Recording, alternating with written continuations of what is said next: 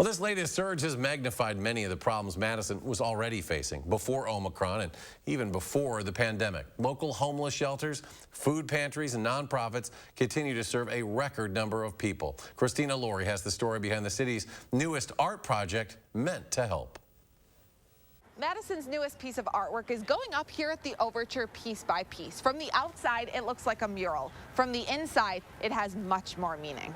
So a lot of people, when they think of food insecurity, they might picture someone who's experiencing homelessness. When you hear the phrase food insecurity, you probably think of someone poor, someone else, someone, but not you. And the reality is that's not what food insecurity is. It's your kid's best friend at school. It's your next door neighbor. 10% of families living in Dane County are food insecure, meaning they're unsure where they'll find their next meal. We really struggled with food insecurity. Chef Dave's family used to be one of them. Dave says when people look at him, they see the owner of a fine dining restaurant. The end of 2007 is when we opened. 2009 was the whole recession.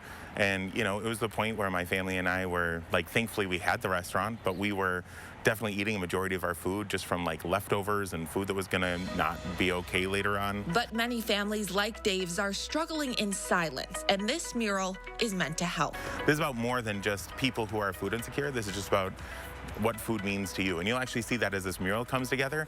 It has a bunch of words on it. The project also has a much bigger purpose. It's part of Dave's $6 million capital campaign for a new pay-what-you-can restaurant called Little John's, which will be able to provide 40,000 meals a week for local families facing food insecurity. The thing I learned the most from it was you never know who's struggling.